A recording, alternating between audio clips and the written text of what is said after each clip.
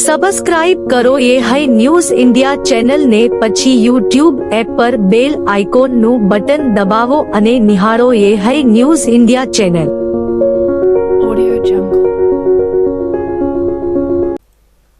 ચૂંટણી સમયે મત આપવા જતા નાગરિકને અનેક પ્રકારની મુશ્કેલીઓનો પડતી હોય છે, છતાં મતદાનના સમયે મતદાતા મત આપી પોતાનો અધિકાર મેળવે છે। આ વખતે ધાનેરા શહેર ખાતે એક અજીબ કિસ્સો સામે આવ્યો હતો અને લિસ્ટમાં છબરડા જોવા મળ્યા હતા। આવનાર એક મતદાતા જેઓની પાસે ચૂંટણી કાર્ડ પાન કાર્ડ છે છતાં મત આપી શકતા નથી। યાદીમાં નામ ન હોવાથી મત આપવાનો અધિકાર મળ્યો નથી, જ્યારે બીજી બાજુ એક જ નામના 2 અને 4 નામો લિસ્ટમાં જોવા મળ્યા હતા। સરકારી કામગીરીમાં બીએલઓની બેદરકારી જોવા મળી રહી છે। જોકે મત આપવા આવેલ નાગરિકે દેશના વહીવટીની કામગીરીની બેદરકારી બતાવી હતી અને આક્રોશ વ્યક્ત કર્યો હતો। આ કાર્ડની અંદર ડિલેટ બતાવે આ માણસ। हाँ આ કાર્ડની અંદર ऋषु के अंदर મતલબ મરી ગયો એમ એવું है એવું બતાવે અને મોતી તો એવું है બરાબર છે ને। આ દેશની અંદર મારે વોટ આલવાનો અધિકાર નથી। हाँ આ કાર્ડ છે હો મોને કહેતો આ કાર્ડ છે કે તમને આ દેશની અંદર વોટ આલવાનો અધિકાર નથી। બરાબર આ કાર્ડ છે તમને વોટ કરવા ન મળ્યો ન મળ્યો મને વોટ કરવા તમારા લિસ્ટમાં નામ નથી લિસ્ટમાં નામ નથી આ માણસ મરી ગયો એમ હા હા ડિલેટ કરી નાખ્યો સીધો। ઉનાળામાં બનાસકાંઠાના ડીસામાં સૌથી વધુ ગરમીનો અહેસાસ થાય છે અને રોજબરોજ આજુબાજુના ગામડાઓમાંથી ખરીદી માટે આવતા લોકોને મહાવીર જૈન યુવા સંગઠન દ્વારા પક્ષીઓ માટે પાણીના કુંડાનું વિતરણ કરવામાં આવ્યું હતું। સવારે 8 થી 10 દરમિયાન જીવદયા મંડળીના સહયોગથી આવેલ પાણીના કુંડાનું વિતરણ શ્રી મહાવીર જૈન યુવા સંગઠન ડીસા દ્વારા કરવામાં આવ્યું હતું। જૈન ભોજનાલય શાળા ફુવારા સર્કલ પાસે ડીસામાં પક્ષીઓને પાણી માટે માટીના કુંડાનું કોઈ પણ રૂપિયા લીધા વિના નિઃશુલ્ક 2000 કુંડાનું વિતરણ કરવામાં આવ્યું હતું। છેલ્લા 3 દિવસથી ડીસા પંથકમાં ભારે ગરમીનો પ્રકોપ જોવા મળી રહ્યો છે, જેને લઈને રાહદારીઓ અને સ્થાનિકો ભારે મુશ્કેલીનો સામનો કરવો પડી રહ્યો છે। ઉનાળાની કાળઝાળ ગરમીથી બચવા લોકો ઘરોમાં રહેવા મજબૂર બની રહ્યા છે, ત્યારે આજે ડીસા ગાયત્રી સર્કલ સામે વીજ ડીપી પરથી 50 કેવીનો વાયર તૂટી પડતા દોડધામ મચી જવા પામી હતી, જેને લઈને શોપિંગ સેન્ટરના વેપારીઓ પણ દુકાનો છોડી બહાર નીકળી ગયા હતા। અચાનક જ વીજ વાયર તૂટી પડતા આસપાસના લોકોએ દોડ મૂકી હતી, જ્યારે સમગ્ર ઘટનાના પગલે યુજીવીસીએલ ટીમને તાત્કાલિક ઘટના સ્થળે પહોંચી વીજ પુરવઠો બંધ કરી દેવાતા લોકોએ રાહતનો શ્વાસ લીધો હતો। જોકે સદનસીબે મોટી જાનહાનિ ટળી જતા આસપાસના લોકોએ હાશકારો અનુભવ્યો હતો।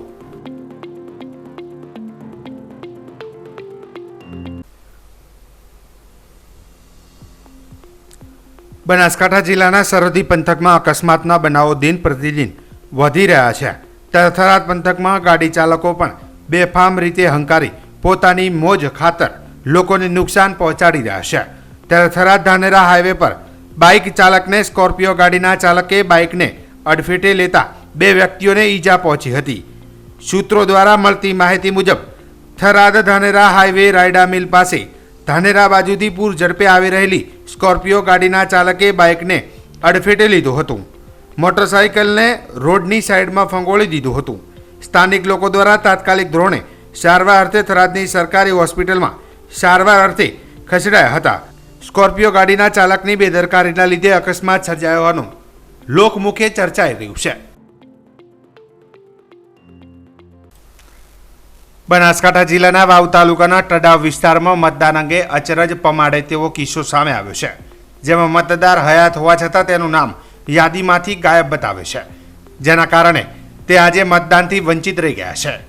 આ ઘટના અંગે મતદાર બનાસકાંઠામાં સોશિયલ મીડિયામાં મોજીલો કોમેડિયો તરીકે ઓળખાતો યુવાન કોમેડિયન મોહન પારેગીનું મત યાદીમાં નામ ગાયબ થયું હતું।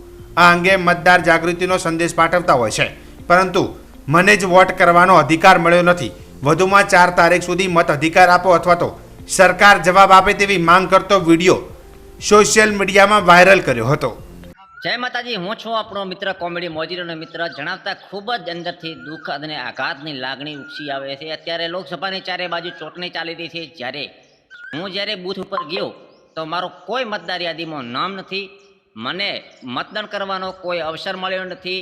તો સરકારશ્રીને મને 4 જૂન સુધી મતદાન કરવાનો મને અધિકાર આપે, નહીંતર પછી મને ચૂંટણી વિભાગ દ્વારા 4 જૂન સુધી મને જવાબ આપે. મારું ગામ તડાવ, તાલુકો વાવ, જિલ્લો બનાસકાંઠા, ગુજરાત. સોશિયલ મીડિયાના માધ્યમથી હું અલગ અલગ મારા આઈડીના માધ્યમથી લોકોને જો મત બાબતે જાગૃત કરતો હોય અને મારા પોતાનું જ્યારે મત ના આવે તો અંદરથી મને શું લાગણી વ્યક્ત થતી છે. કદાચ જો આપણા પીએમ કે કોઈ નેતા અન્ય પાર્ટી કે પક્ષના હોય તો એમનું કદાચ જો વોટ ના આવે તો કદાચ ન્યૂઝ હેડલાઇન બની જતી હોય છે. હું આમ નાગરિક તરીકે મને ચૂંટણી વિભાગ જવાબ આપે. બનાસકાંઠા જિલ્લાના વાવ તાલુકાના દૈયબ ગામે શોર્ટ સર્કિટના લીધે આગ લાગી હોવાની ઘટના સામે આવી છે. જેમાં બસ સ્ટેશન ઉપર એક જ કરિયાણાની દુકાન અને હીરાના કારખાનાની અંદર શોર્ટ સર્કિટ થવાના કારણે આગ ભભૂકી ઉઠી હોવાનું સામે આવ્યું હતું. જેમાં લાખો રૂપિયાનો કરિયાણાનો માલ સામાન બળીને રાખ થઈ ગયો હતો. જો કે આગને કાબુ લેવા માટે સ્થાનિક લોકોએ ભારે જહેમત ઉઠાવી હતી. સ્થાનિક લોકો દ્વારા તેમના ઘરોમાંથી પાણી લાવી અને ગામમાંથી પ્રાઇવેટ ટેન્કર મારફતે આગ ઉપર કાબુ મેળવ્યો હતો. આ આગ એટલી બધી વિકરાળ હતી કે જોતામાં તો સમગ્ર બંને દુકાનોમાં ફરી વળી હતી. જેના કારણે બંને દુકાનદારોને માલિકને લાખો રૂપિયાનું નુકસાન થયું હોવાના અહેવાલો મળી રહ્યા છે. જોકે અત્યારે તો આ વિસ્તારના સ્થાનિક લોકો એક જ માંગ કરી રહ્યા છે કે છેવાડાના વિસ્તારમાં ઉનાળા દરમિયાન અવારનવાર આગ લાગવાના બનાવો બનતા હોય છે, પરંતુ આ સમય દરમિયાન તેમને ફાયર બ્રિગેડની સેવા મળતી હોય છે. તે સેવાઓ ન મળવાના કારણે આગમાં મોટા પાયે નુકસાન થતું હોય છે.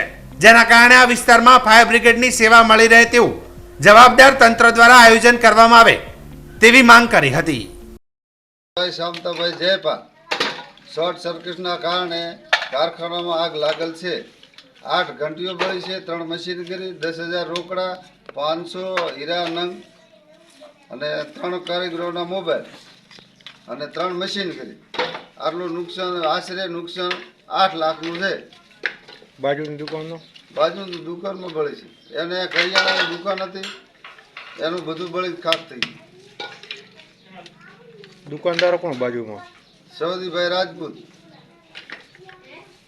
સબસ્ક્રાઇબ કરો ये है न्यूज़ इंडिया चैनल ने પછી YouTube એપ પર બેલ આઇકોનનું બટન દબાવો અને નિહાળો ये है news India channel. Audio Jungle.